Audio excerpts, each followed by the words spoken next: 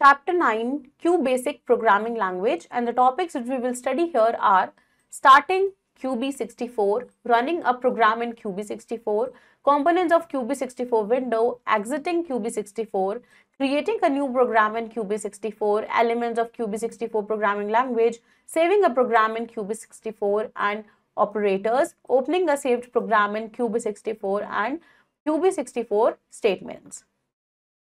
So, QBasic एक programming language है जिसको हम यूज करते हैं for beginners of the basic programming language. QBasic language was developed by John George Kemeny and Thomas Kurtz in 1963 at the Dartmouth College, USA. Basic language बहुत simple है to understand. There are various versions of basic programming languages जैसे GW Basic, Basica and QBasic. Now QBasic जो है ये एक language है जिसको publish किया है माइक्रोसॉफ्ट ने and which first appeared in 1975.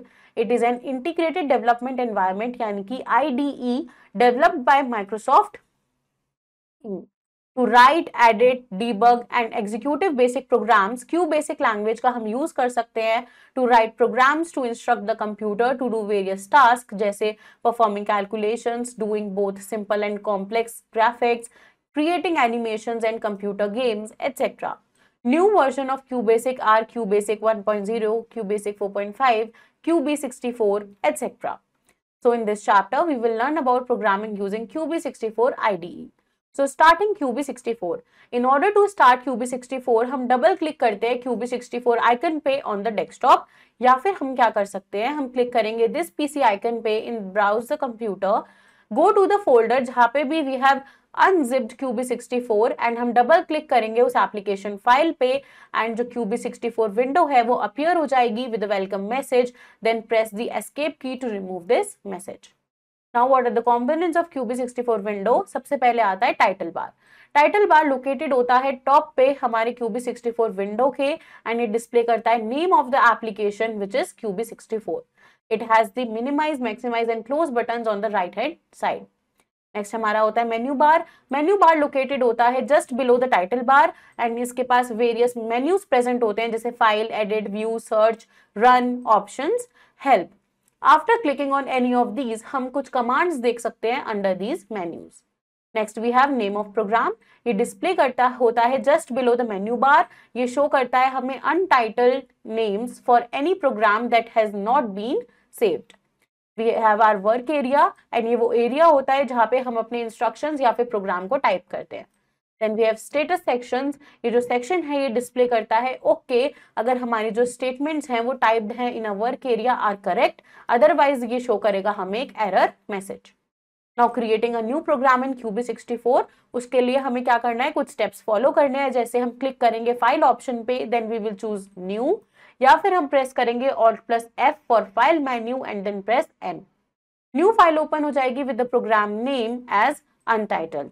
फिर हम टाइप करेंगे program in the work area. Saving a program in QB64. अगर हमें इसके अंदर अपना प्रोग्राम सेव करना है तो now as you have created your first program you would now like to save it. So to save your program follow the given steps. आप click करोगे फाइल मेन्यू पे, then click on save as option. एक save as dialog box appear होगा. Then write the name for your file in the text box. Click okay या फिर आप enter key को press करोगे. The programme will be saved with the extension .bas.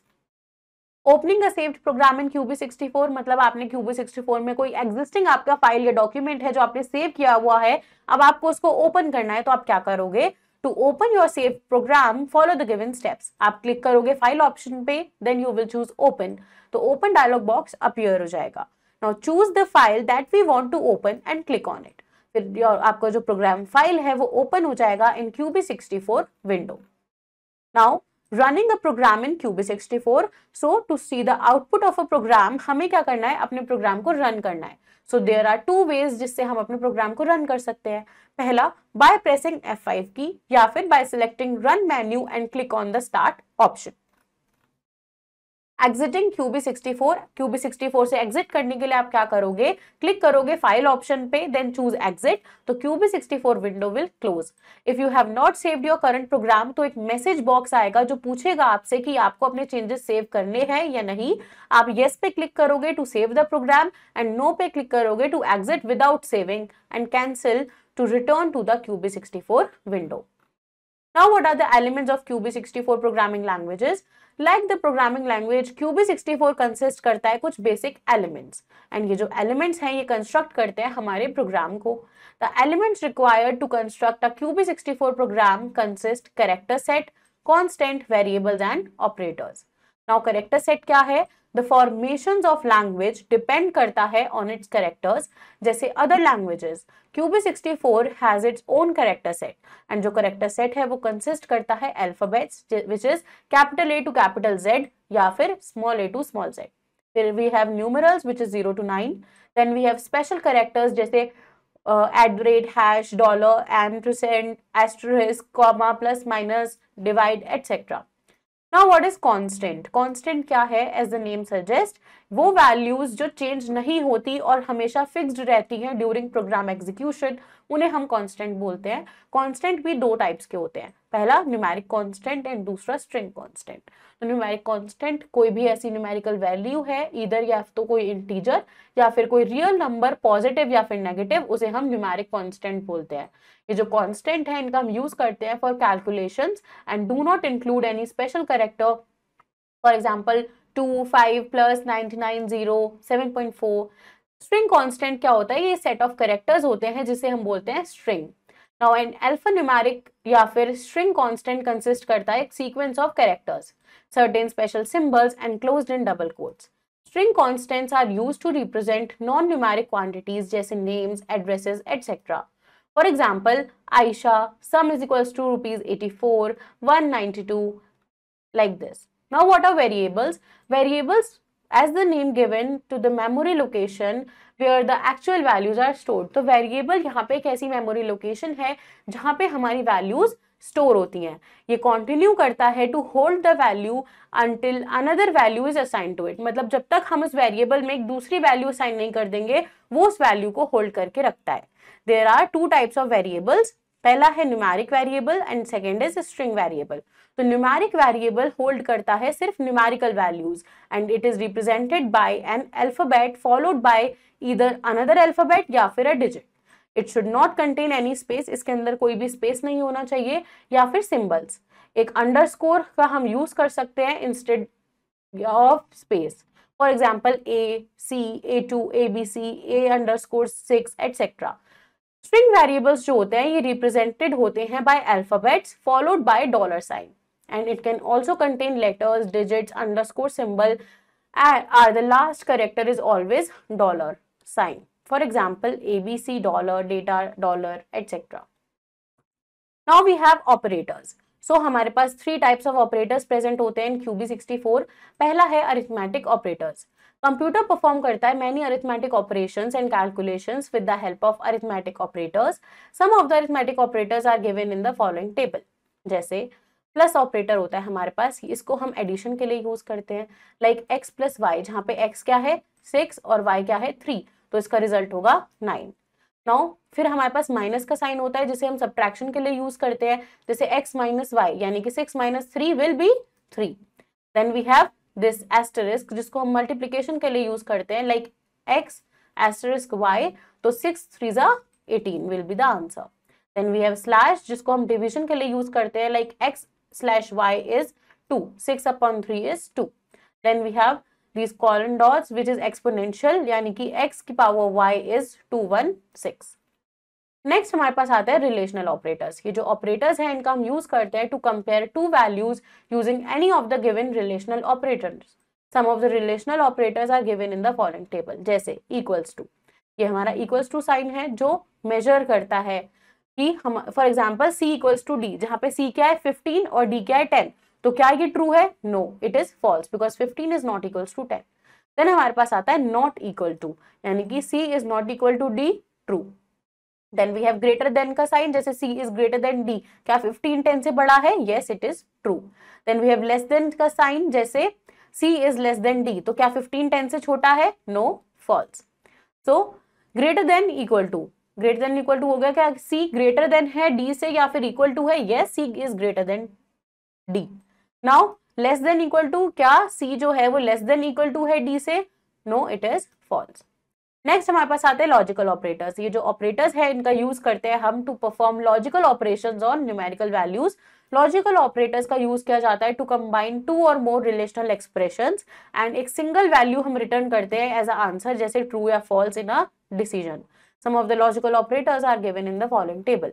First होता है हमारे पास and, ये रिटर्न करता है ट्रू अगर हमारी बोथ जो रिलेशनल एक्सप्रेशंस है वो ट्रू होंगी। जैसे यहाँ पे C है 10, D है 15 एंड E है 20। तो हमारी कंडीशन है कि E जो है वो C से बड़ा होना चाहिए एंड E जो है वो D से भी बड़ा होना चाहिए। तो E क्या C से बड़ा है? Yes, 20 is greater then 10। And क्या E D से बड़ा है? 20 is greater than D। Yes, तो ये ट्रू, क्योंकि यहाँ पे दोनों कंडीशंस हमारी ट्रू हैं। अगर एक भी फॉल्स होती तो आंसर फॉल्स आता। फिर आता है और, ये रिटर्न करता है ट्रू जब हमारी एटलीस्ट वन जो हमारा रिलेशनल एक्सप्रेशन है वो ट्रू होगा तो आंसर ट्रू आएगा। जैसे E is greater then C, तो yes 20 is greater then 10 and E is greater than D। जैसे 20 इज ग्रेटर देन 15, तो यहाँ पे भी हमारा आंसर हो जाएगा ट्रू। तो नेक्स्ट इसमें हमारे पास आता है नॉट ऑपरेटर, जो रिटर्न करता है फॉल्स अगर रिलेशनल एक्सप्रेशन रिटर्न करेगा ट्रू एंड वाइस वर्सा। जैसे not D is less than E, so it is false. Now QB64 statements, QB64 statement use करते हैं some specific keywords to perform some specific task. There is a way to write each statement. हमारे पास एक proper way होता है जिसमें हम हर एक statement को यहाँ पे लिखते हैं, जिसे हम बोलते हैं syntax. तो syntax is the grammar of the programming language. Now let us learn a few initial statements. पहला है LET statement. LET statement is used to assign या फिर give a value to a variable.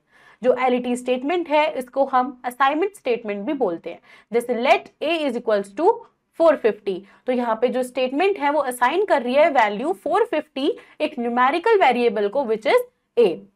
Now let city dollar equals to Delhi. यहाँ पे जो statement है वो assign कर रहा है value Delhi to the string variable city. फिर हमारे पास आती है प्रिंट स्टेटमेंट। ये जो स्टेटमेंट्स हैं इनको हम यूज करते हैं टू डिस्प्ले एनी मैसेज या फिर result on the screen. Any text written in double quotes वो प्रिंट होता है एज सच।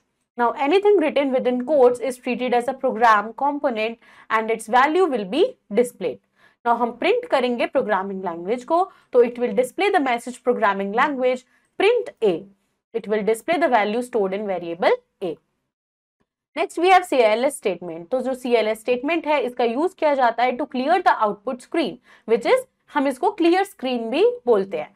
नाउ ये जो स्टेटमेंट है इसको यूजुअली हम लिखते हैं before starting the program, so that जो आउटपुट होगा प्रीवियस प्रोग्राम का वो शो नहीं होगा हमारी स्क्रीन पे। Then we have REM statement. ये जो स्टेटमेंट है इसको हम यूज करते हैं to give remarks in a program and the computer does not execute this statement. Whatever is written after REM, जो भी हम REM के बाद में लिखते हैं वो इग्नोर हो जाता है by the computer. REM can be used anywhere and many times in a program. A good practice है to use REM statement at the start of the program to define its purpose. फिर हमारे पास आती है input statement. Input statement का हम use करते हैं to take a value from the user and store it in a variable. यानी कि जब भी हमें यूजर से एक वैल्यू लेके एक वेरिएबल में स्टोर करना होता है तब हम इनपुट स्टेटमेंट्स का यूज करते हैं। The computer asks for a value by displaying a question mark. Computer user से एक वैल्यू लेता है by displaying a question mark and put करता है cursor on the screen, जहां पे भी यूजर को अपना डेटा टाइप करके प्रेस करना है एंटर की। इनपुट A ये क्या करेगा? न्यूमेरिकल वैल्यू लेगा from the user. Input Z dollar ये टेक करेगा string value from the user. Then we have end statement. तो जो एंड स्टेटमेंट है उसका हम यूज करते हैं to indicate the end of a program. Any statement written after end will not be executed. यानी कि end के बाद में हम जो भी statements लिखेंगे वो execute नहीं होंगी। Let's revise the chapter. QB64 एक version है of basic language developed by Microsoft Corporation. QB64 file is saved with .bas extension. Value which does not change during the execution of a program हम उसे बोलते हैं constant. Constant two types के होते हैं, numeric constant and string constant. Variables को हम use करते हैं to store a value and हमारे पास दो टाइप के वेरिएबल होते हैं, numeric variable and string variables. Now we have three types of operators in QB64: arithmetic operators, relational operators and logical operators. The let statement is used to assign या फिर give the value to a variable. Print statement का हम use करते हैं to display any message या फिर result on the screen. Input statement का हम यूज करते हैं to take a value from the user and store in a variable.